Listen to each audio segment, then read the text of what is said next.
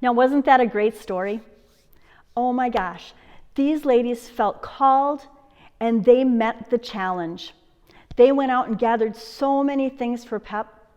And I think it's just amazing that PEP really needed those number 2 diapers, those size 2s.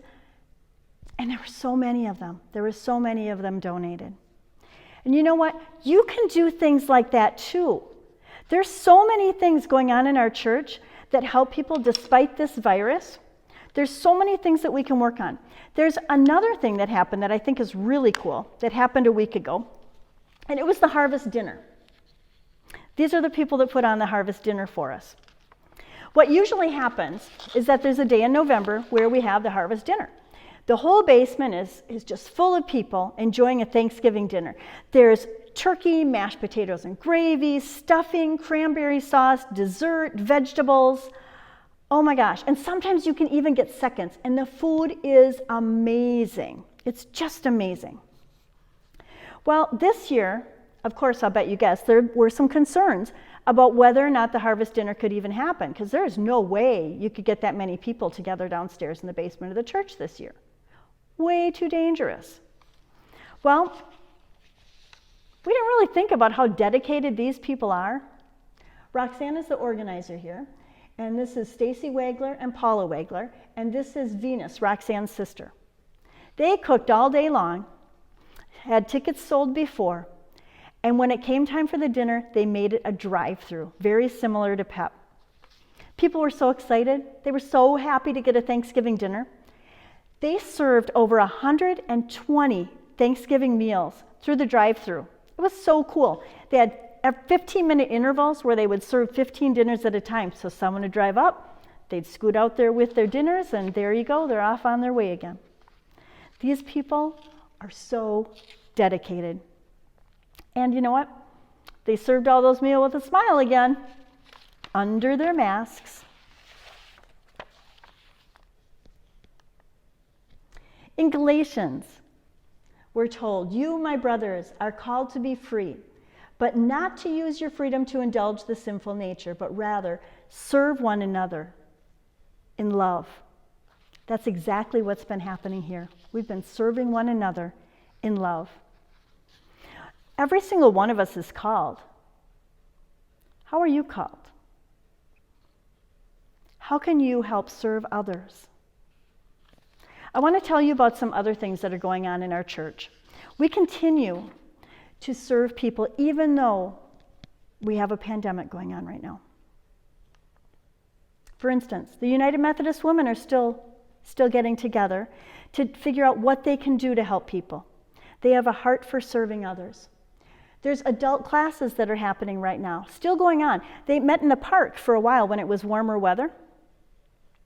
The youth group is writing cards to people and making crafts to give people. The book club is meeting virtually. We have prayer ministries that are happening here. We have a prayer chain. We also have an online ministry where people can go to our website and then fill out a form for prayers. And those names are prayed over every single day. There's also a prayer station here where if you want to come and be in a quiet place and close to God, you can be in a quiet place and close to God anywhere, by the way. But if you wanted to come here and be in that place, we have a little place set up for you. Our church is still serving at the table. Our care team is still very active. They're making cards, writing cards. We have Zoom classes going on right now. Let's see, Wednesday is going to be our last Unafraid class. And you can get the information on how to join the Zoom on our website. That'd be really great to see you. After that, we're going to start a class called Incarnation. It's about a book written by Adam Hamilton. It's fresh off the press, brand new book. PEP, Food Pantry, we're still serving those. We have new web pages. Actually, it's web pages, plural. We've got a web page that you can just see on your computer, and then we have another one designed to help with your phone, so it's a lot easier, a lot more phone-friendly. We have our praise band that's been playing in our Journey Worship. That's our contemporary service. We have the tech people that help with that. Every week we have online worship. We've been having our traditional and our Journey service. We plan on having very meaningful Advent services coming up very soon. And our Christmas Eve services, I'm really excited about our Christmas Eve services. We're hoping to have more than one. And the one that I'm super excited about is we're hoping to have a kids' Christmas Eve service. So what's next? These are the things that are going on right now. I'm sure I missed some. I apologize to you if I missed what you do.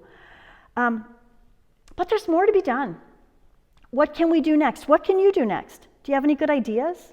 Do you want to start any sort of mission? I know that we can do more, and I know that we can help more people. So let's not let this pandemic stop us from being close to each other. That means figuratively close to each other, I mean. There's still ways that we can help. There's still ways we can help each other smile underneath our masks. Would you please pray with me? Dear Lord, in Ecclesiastes you tell us that two are better than one because they have a good reward for their labor. When individuals work together, they can double their strength and get more done as a team. They also reap the value of having worked in unison, thus creating harmony instead of disorder. Lead us to follow your callings. Show us how to use our gifts to serve others. When there's a problem, please give us the strength to go for it.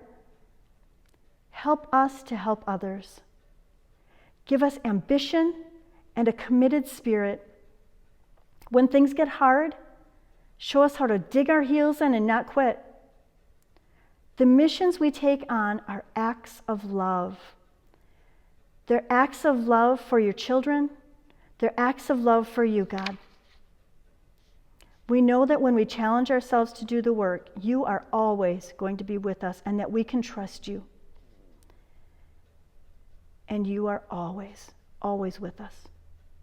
And because you're always with us, we know that all things are possible. Amen.